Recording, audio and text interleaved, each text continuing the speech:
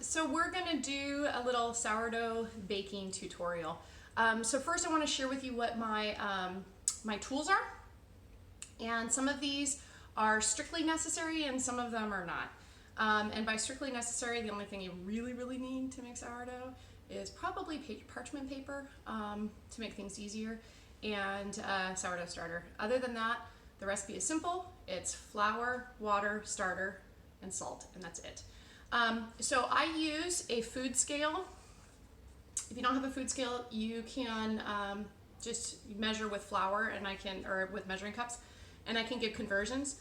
All the stuff you hear about baking bread and it being such an exact art and everything like that, that's a bunch of bullshit. You can get really good results, or at least I think really good results, with a half-ass method. And that's the method that I prefer to use. So, but I do have some specialty tools. I use a mixing bowl. This is my favorite because it has nice steep sides, so it works really well. This is a silicone silicone scraper. So when I have my dough in here and I want to get it out, I flour this and I scrape the sides and get the dough out so I don't tear the holes in it.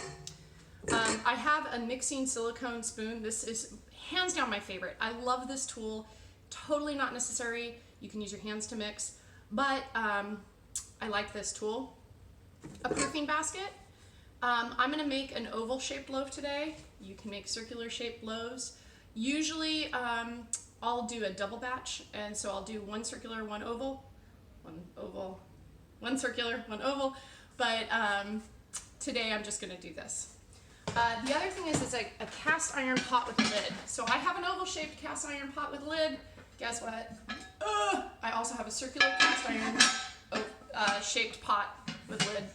So, and then I have Doug. This is Doug, my starter. So a couple things before we get started. The first is, you hear about refreshing the starter. I don't ever refresh my starter, I just make sourdough. I use starter when it's totally overgrown and it's not perfect, and I've had it so the starter will rise up and look great and be all stretchy and have a bunch of bubbles in it, and then it'll collapse and have a bunch of basically hooch on the top. I've made sourdough with that and it works great. So I don't worry about feeding my starter. All we're gonna do is mix, leave it, form a loaf, bake it. It's the easiest bread in the world and hands down the best bread I've ever made. So just a quick overview. How you normally make bread is you normally have flour and you add sugar and yeast. And the sugar is to feed the yeast. You open a dry packet of yeast, and then the yeast farts are what cause the bread to loft, but you have to knead the bread. And the reason why you have to knead the bread is because in order to get the gluten fibers to form the nice stretchiness that is what we think of with bread, you have to physically work the fibers when you're making a yeasted bread. Oops. I just had my phone call.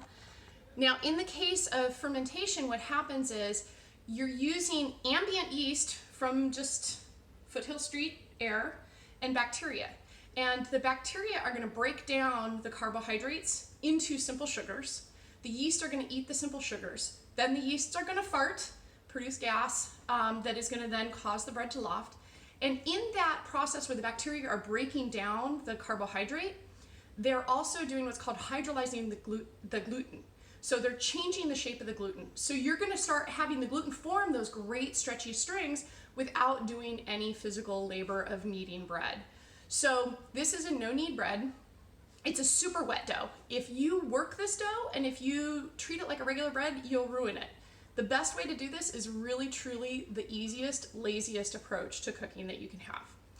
So the recipe that I'm going to share today, I'll send you, I'll post it, and all we're going to do is basically just add water, flour, salt, and starter. Mix it up, and then we're going to cover it.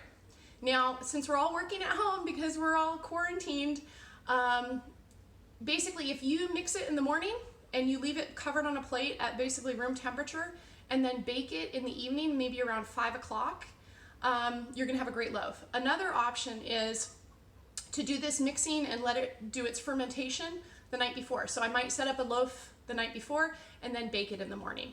So there's a lot of wiggle room. There's a very steep learning curve on making sourdough in terms of knowing when to bake it.